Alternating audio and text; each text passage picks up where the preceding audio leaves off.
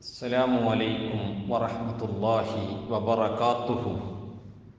പ്രിയപ്പെട്ട ഹാജിമാരെ, അള്ളാഹുവിൻ്റെ അതിഥികളായി ഇബ്രാഹിം നബി അലൈഹിസ്സലാമിൻ്റെ വിളിയാളം കേട്ടുകൊണ്ട് വിശുദ്ധ മക്കയിലേക്ക് ഹജ്ജ് ഉംറയും വിശുദ്ധ മദീനയിലേക്ക് സിയാറത്തും ഉദ്ദേശിച്ച് പോകാൻ മനസ്സുകൊണ്ടും ശരീരം കൊണ്ടും സമ്പത്ത് കൊണ്ടും ഒരുങ്ങിയിരിക്കുന്ന അഭിവന്യരായ ഹാജിമാരെ, നിങ്ങൾ വലിയ ഭാഗ്യവാന്മാരാണ്. പലർക്കും ലഭിക്കാത്ത, പലരും ആശിച്ചിട്ടും ലഭിക്കാത്ത, പലർക്കും സമ്പത്തുണ്ടായിട്ടും പോകാൻ സാധിക്കാത്ത, ആരോഗ്യമുണ്ടായിട്ടും ആ വിശുദ്ധ കഅബാലയത്തിൽ ഒന്ന് ചെന്ന് ഒരു 2 റക്അത്ത് നിസ്കരിക്കാൻ അവസരം ലഭിക്കാത്ത പതിനായിരങ്ങൾ ഒരു ഭാഗത്ത് നിൽക്കുമ്പോൾ നിങ്ങൾക്കിതാ അള്ളാഹു അവസരം തന്നിരിക്കുകയാണ്. അതുകൊണ്ട് എൻ്റെ പ്രിയപ്പെട്ട ഹാജിമാരെ, നിങ്ങൾ ഭാഗ്യവാന്മാരാണ്. നിങ്ങൾ അള്ളാഹുവിൻ്റെ അതിഥികളായിട്ടാണ് കഅബയിലേക്ക് പോവാൻ ഒരുങ്ങിയിരിക്കുന്നത്. അതുകൊണ്ട് എൻ്റെ പ്രിയപ്പെട്ട ഹാജിമാരോട് 1-2 കാര്യങ്ങൾ പറയാൻ ഞാൻ ആഗ്രഹിക്കുകയാണ്. ഹാജിമാരെ, ഹജ്ജ് ത്യാഗമാണ്. വളരെ ത്യാഗങ്ങളുള്ള കാര്യങ്ങളാണ്. പ്രയാസങ്ങളുണ്ട്, ബുദ്ധിമുട്ടുകളുണ്ട്. ഈ ത്യാഗത്തിനനുസരിച്ച് പ്രതിഫലവും അള്ളാഹു നൽകും. എന്നാൽ മുൻകാലങ്ങളിൽ വലിയ പ്രയാസങ്ങളായിരുന്നു ഹാജിമാർക്കുണ്ടായിരുന്നത്. യാത്രാ സംബന്ധമായ പ്രയാസങ്ങൾ, അവിടെ എത്തിയാലുള്ള പ്രയാസങ്ങൾ എല്ലാം ഉണ്ടായിരുന്നു. ഇന്ന് അത്തരം പ്രയാസങ്ങളൊന്നും ഇല്ല. ത്യാഗങ്ങൾ വളരെ കുറവാണ്, പ്രയാസങ്ങളും വളരെ കുറവാണ്. ഇന്ന് പലർക്കും ഹജ്ജ് എന്നുള്ളത് ഒരു ആസ്വാദനമായി മാറിയിട്ടുണ്ട്, ഒരു ആഡംബരമായി മാറിയിട്ടുണ്ട്. ഇല്ല എന്ന് പറയാതിരിക്കാൻ വയ്യ.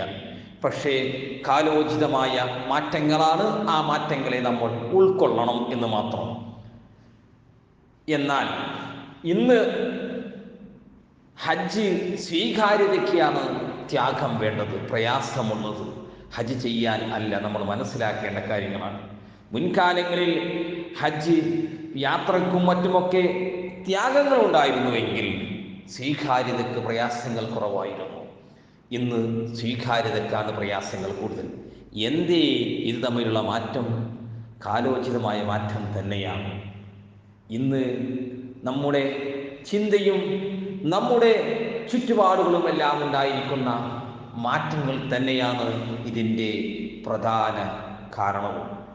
മുൻകാലങ്ങളിൽ ഹജ്ജിന് പോകാൻ ഒരാൾ ഉദ്ദേശിച്ചാൽ അവൻ എല്ലാ ആളുകളോടും അവൻ ബന്ധപ്പെടുമായിരുന്നു.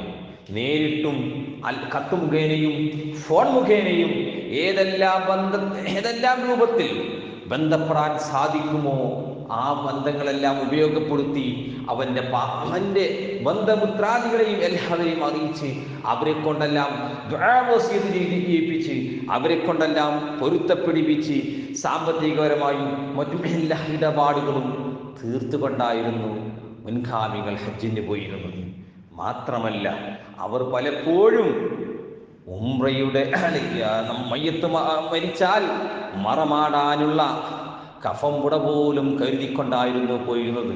ഉംറക്ക് അതല്ലെങ്കിൽ ഇഹ്റാമിൻ്റെ വസ്ത്രം വാങ്ങുമ്പോൾ ഈ ഒരു വസ്ത്രവും കൂടി അവർ വാങ്ങുമായിരുന്നു. എന്തിന്? അവർ മരിക്കാൻ ഒരുങ്ങിപ്പോവുകയാണ്.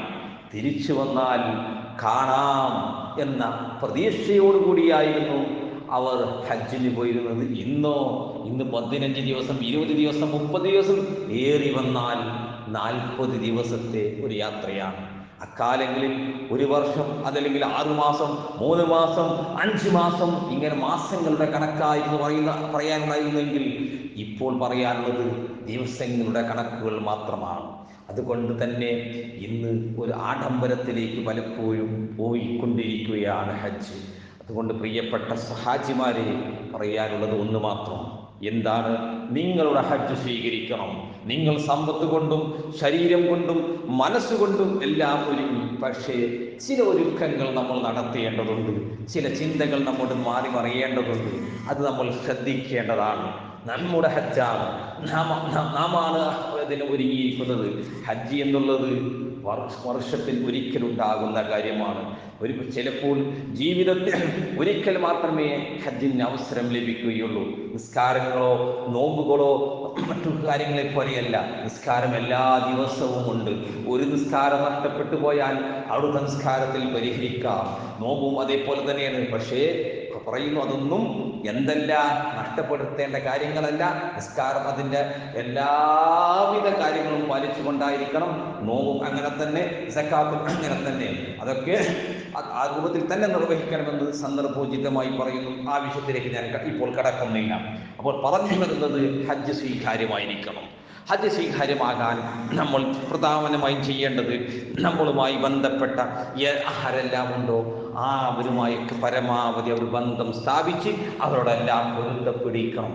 പലപ്പോഴും ഇപ്പോഴൊക്കെ എന്താ കാണാറുള്ളത്, പലരും ഹജ്ജിന് എന്ന് പറഞ്ഞു പോകും, ഉംറയ്ക്ക് പറഞ്ഞു പോകും, കഅബാലയത്തിന്റെ മുന്നിൽ വന്ന് നിന്നുകൊണ്ട് വലിയൊരു ഫോട്ടോ, ഇഹ്റാമിലുള്ളതായിരിക്കുന്നൊരു ഫോട്ടോസ് എടുത്തുകൊണ്ട് സോഷ്യൽ മീഡിയയിലൂടെ പ്രചരിപ്പിക്കും. ഞാനിതാ ഹജ്ജിലാണ്, ഇഹ്റാം തവാഫിലാണ്, മതാഫിലാണ്, അല്ലെങ്കിൽ കഅബത്തിന്റെ മുന്നിലാണ്, റൗള ശരീഫിന്റെ മുന്നിലാണ് എന്നൊക്കെ പറഞ്ഞുള്ള സോഷ്യൽ മീഡിയയിലുള്ള ഒരു പ്രചരണം. എന്നിട്ട് എല്ലാവരും എനിക്ക് വേണ്ടി ദുആ ചെയ്യണമെന്ന് പറയും. ഇതിലെന്തർത്ഥമാണുള്ളത്? നിങ്ങളുമായി എന്തെല്ലാം ഇടപാടുകൾ നടത്തിയ ആളുകളുണ്ടാവും. അവർക്ക് നിങ്ങളോട് അങ്ങോട്ടും പറയാനില്ലേ? അതിന് അവസരങ്ങൾ വേണ്ടേ? ഇല്ല. അപ്പോൾ യാത്ര പുറപ്പെടും മുമ്പായി തന്നെ എല്ലാവിധ ഇടപാടുകളും സാമ്പത്തികപരമായ എല്ലാവർക്കും കൊടുക്കാനുണ്ടെങ്കിൽ ഇടപാടുകളെല്ലാം തീർക്കണം. ചിലരൊക്കെ പറയും, ഞാൻ ജീവിതത്തിൽ അങ്ങനത്തെ ഇടപാടുകളൊന്നും നടത്തിയിട്ടില്ല, എനിക്കൊരാൾക്കും കൊടുക്കാനില്ല, ഞാൻ ഒരാളുമായിട്ട് വാക്കാലോ ഇതൊന്നും ഇല്ല എന്ന് പലരും ഒക്കെ പറയുന്നത് കേൾക്കാറുണ്ട്. പക്ഷേ ആ പറച്ചിൽ ശരിയല്ല എന്നൊരു അഭിപ്രായമാണ് എനിക്കുള്ളത്. അങ്ങനെയല്ല, നമുക്കെല്ലാവരുമായി ഇടപാടുകൾ ഉണ്ടാകാം. ആ ഇടപാടുകളൊക്കെ നമ്മൾ തീർക്കണം. വാക്കാൽ പലപ്പോഴും നമ്മുടെ ചിന്തയിൽ ചിലപ്പോൾ നമ്മൾ അവനോട് ഇടപെട്ടത്, അവനോട് സംസാരിച്ചത്, അവനുമായി മറ്റുള്ള സമ്പർക്കം പുലർത്തിയതൊക്കെ നമ്മുടെ ഭാഗം നോക്കുമ്പോൾ ചിലപ്പോൾ ശരിയായിരിക്കാം, അവന്റെ ഭാഗം നോക്കുമ്പോൾ ചിലപ്പോൾ തെറ്റായിരിക്കാം. അപ്പോൾ അത്തരമൊക്കെ നമ്മൾ അറിഞ്ഞുകൊള്ളണം എന്നില്ല. അത്തരം ആളുകളൊക്കെ ഉണ്ടെങ്കിൽ അവരോടൊക്കെ നമ്മൾ എന്ത് ചെയ്യണം? പരമാവധി പൊരുത്തപ്പിടിപ്പിക്കണം. അതിനുള്ള അവസരങ്ങളുണ്ട്, അവസരങ്ങൾ നമ്മൾ ഉപയോഗപ്പെടുത്തണം. അതല്ല, ഈ ജീവിതത്തിൽ ഒരിക്കലും കാണാത്ത ആളുകളായിരിക്കാം, ഇനി സാധ്യതയില്ലാത്ത ആളുകളാണെങ്കിൽ അത്തരം ആളുകൾക്ക് വേണ്ടി നമ്മൾ എന്ത് ചെയ്യുക? നമ്മൾ പൊരുത്തപ്പെട്ട് കൊടുക്കുക. നമ്മൾ അവർക്ക് ഒരു പൊരുത്തപ്പെട്ട് കൊടുക്കുക. അതോടൊപ്പം മരണപ്പെട്ടു പോയ ആളുകളാണെങ്കിൽ അവർക്ക് വേണ്ടി നമ്മൾ ദുആ ചെയ്യുക. മഗ്ഫിറത്തിന് വേണ്ടി, അവിടെ പാപങ്ങൾ പൊറുക്കാൻ വേണ്ടി നമ്മൾ ദുആ ചെയ്യുക. അപ്പോൾ നമ്മൾ എന്ത് ചെയ്യണം? ഹജ്ജിന് പോകും മുന്നോടിയായി തന്നെ പരമാവധി പാപങ്ങളെല്ലാം പൊറുക്കണം. അതിനു വേണ്ടിയുള്ള പ്രവർത്തികൾ നമ്മൾ നടത്തിക്കൊണ്ടിരിക്കണം. എല്ലാ ആളുകളുമായി നമ്മൾ വിവരങ്ങൾ അറിയിച്ചു, അവരെ കൊണ്ട് വസിയത്ത് ചെയ്തു. പരമാവധി വ്യക്തികളെ നേരിൽ കണ്ടുകൊണ്ട് തന്നെ സംസാരിക്കണം. ഒരു സോഷ്യൽ മീഡിയയുടെ മാത്രം പോരാ, വാട്സപ്പിലൂടെ ഒരു മെസ്സേജ് മാത്രം പോരാ. കാണാൻ പറ്റുന്ന ആളുകൾ, എല്ലാ ആളുകളെയും നേരിൽ കണ്ട് സംസാരിച്ച് അവരെ കൊണ്ട് പൊരുത്തപ്പിടിപ്പിക്കുക, അവരുമായി ഇടപാടുകൾ തീർക്കുക. അല്ലാത്ത ആളുകളാണെങ്കിൽ ഫോണിലൂടെയും സോഷ്യൽ മീഡിയയിലൂടെ ഒക്കെ ബന്ധപ്പെട്ട് നമ്മൾ ക്ലിയർ ചെയ്യണം. അതോടൊപ്പം നമ്മുടെ സാമ്പത്തികപരമായും ശാരീരികപരമായും എല്ലാ ഇടപാടുകളും നന്നാക്കുകയും ചെയ്യണം. സമ്പത്ത് നന്നായാൽ മാത്രമേ ബാക്കിയുള്ള കാര്യങ്ങളൊക്കെ സ്വീകാര്യമാവുകയുള്ളൂ. ഹറാമായ പണം നമ്മുടെ സമ്പത്തിൽ കലർന്നു പോയിട്ടുണ്ടെങ്കിൽ നമ്മുടെ ഹജ്ജിന്റെ സ്വീകാര്യതയ്ക്ക് ഭംഗം വരാൻ സാധ്യതയുണ്ട്. അതുകൊണ്ട് ഹജ്ജ് എന്ന് നമ്മൾ ഉദ്ദേശിച്ചോ അന്ന് മുതൽക്ക് തന്നെ നമ്മൾ നന്നാകാൻ ശ്രമിക്കണം.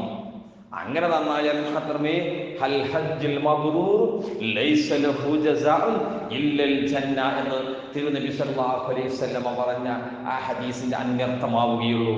അഥവാ കുറ്റമറ്റതായ രൂപത്തിലുള്ള ഹജ്ജ് ഒരാൾ നിർവഹിച്ചാൽ ഹൽ ഹജ്ജുൽ മബ്റൂർ ലൈസ ലഹു ജസാഉൻ, അവന് യാതൊരു പ്രതിഫലവും ഇല്ല, ഇല്ലൽ ജന്ന, സ്വർഗ്ഗമല്ലാതെ. അപ്പൊ ആ രൂപത്തിൽ ഹജ്ജായിരിക്കണം നമ്മുടേത്. അതിനു വേണ്ടിയുള്ള പ്രവർത്തികളായിരിക്കണം നമ്മൾ നടത്തേണ്ടത്. അതോടൊപ്പം തന്നെ മക്കയിലും മദീനയിലൊക്കെ ചെന്നാൽ നമ്മുടെ ചിന്ത ഒരിക്കലും മാറാൻ പാടില്ല. നമ്മുടെ വിശ്വാസത്തിൽ നമ്മൾ ഉറച്ചു നിന്നുകൊണ്ടുള്ളതായിരിക്കണം. ചിലപ്പോൾ അവിടെയൊക്കെ എത്തുമ്പോൾ നമുക്ക് പറ്റാത്ത ചിലതൊക്കെ കണ്ടേക്കാം, അല്ലെങ്കിൽ കേട്ടേക്കാം. അതിനൊന്നും നമ്മൾ ഭാഗവാക്കാകരുത്. നമ്മൾ ഹജ്ജിന് പോകും മുമ്പ് നമ്മുടെ അഖീദ എന്താണോ ആ അഖീദയിൽ തന്നെ ഉറച്ചു നിന്നുകൊണ്ട് അതേപോലത്തെ കർമ്മങ്ങൾ ചെയ്യാൻ നമ്മൾ ശ്രമിക്കണം.